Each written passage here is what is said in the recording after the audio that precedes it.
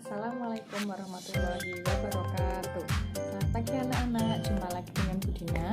Hari ini kita akan belajar muatan IPA di tema 6, yaitu tentang masa pubertas. Apa itu masa pubertas dan bagaimana cara kita untuk menyikapi masa pubertas? Nah, sebelumnya perhatikan gambar samping dulu ya. Perhatikan gambar tersebut. Gambar tersebut menunjukkan 3 fase pertumbuhan dan perkembangan manusia.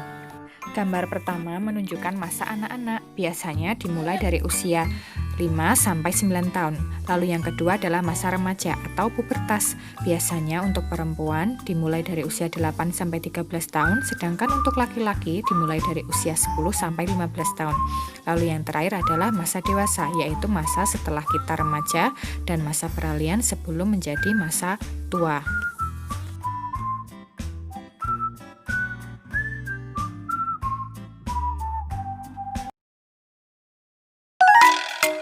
Nah, yang akan kita bahas sekarang adalah pubertas.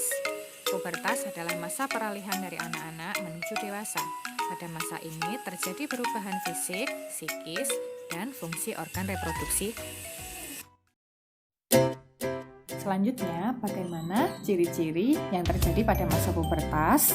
Nah, ciri-ciri pada masa pubertas itu ada 2. Yang pertama, ciri primer, dan yang kedua, ciri sekunder. Ciri primer itu adalah ciri yang tidak kasat mata. Maksudnya, hanya diketahui oleh anak-anak yang mengalaminya saja. Sedangkan ciri sekunder adalah ciri yang kasat mata, artinya bisa nampak oleh orang lain. Nah, ciri-ciri pubertas itu juga berbeda antara laki-laki dan perempuan. Nah, kita awali dulu dengan ciri pubertas yang terjadi pada perempuan. Ciri pubertas yang pertama pada perempuan adalah ciri primernya, yaitu mengalami menstruasi. Menstruasi adalah meluruhnya dinding rahim pada perempuan. Biasanya akan ditandai dengan keluarnya darah. Nah, ketika anak-anak mengalami proses ini, tidak perlu khawatir dan tidak perlu takut, atau juga tidak perlu malu, karena hal ini merupakan sesuatu yang wajar dialami oleh perempuan. Yang harus anak-anak lakukan adalah menjaga kebersihan dan menjaga diri anak masing-masing.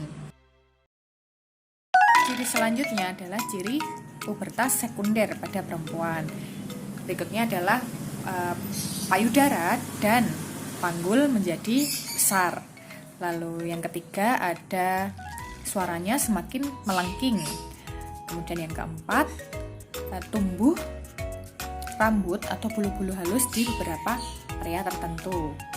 Dan yang terakhir, biasanya tumbuh beberapa jerawat.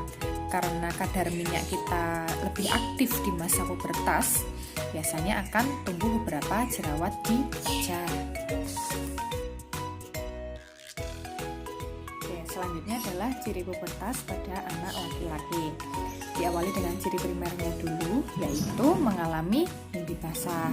Mimpi basah itu adalah keluarnya air mani.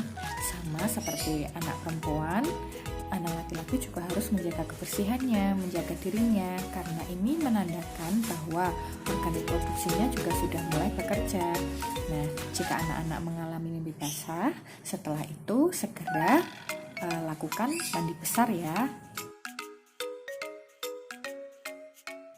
Oke, selanjutnya adalah ciri pubertas pada laki-laki yang merupakan ciri sekunder. Yang pertama, dadanya semakin bidang atau melebar. Yang kedua, suaranya semakin memberat atau ngebas. Lalu yang ketiga, tumbuh beberapa rambut di area tertentu. Bedanya kalau yang di laki-laki ada tambahan biasanya di kumis dan jenggot ya. Kemudian sama seperti perempuan, biasanya laki-laki juga akan mengalami beberapa tumbuh jerawat ya, karena produksi minyaknya juga semakin aktif.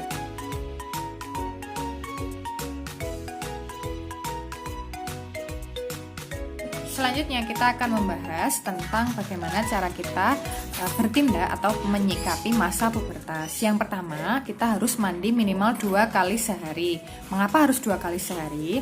Produksi kelenjar minyak dan keringat kita di masa pubertas itu lebih aktif.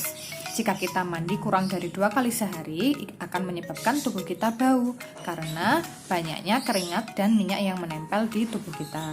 Yang kedua, gunakanlah pakaian yang bersih dan kering. Yang ketiga, gunakanlah dalaman yang terbuat dari bahan katun karena menyerap keringat. Bisa juga kalian setiap 3 atau 4 jam sekali gantilah dalaman kalian secara rutin. Oke, yang keempat adalah makan makanan yang sehat dan bergizi. Yang kelima, istirahat yang cukup, hindari begadang. Yang keenam, semakin mendekatkan diri kepada Tuhan. Masa pubertas disebut juga sebagai masa akil balik, masa di mana anak-anak sudah mulai bertanggung jawab atas perbuatannya masing-masing. Oleh karena itu, mulai dari sekarang anak-anak sudah harus berusaha memulai untuk lebih giat beribadah. Lalu yang terakhir, jagalah diri anak-anak. Menjaga diri ini tidak hanya menjaga kebersihan organ reproduksinya, tetapi juga menjaga diri secara keseluruhan. Lakukanlah hal-hal positif, rajinlah belajar untuk mencapai cita-cita anak-anak, serta kembangkanlah bakat anak-anak apapun yang anak-anak miliki.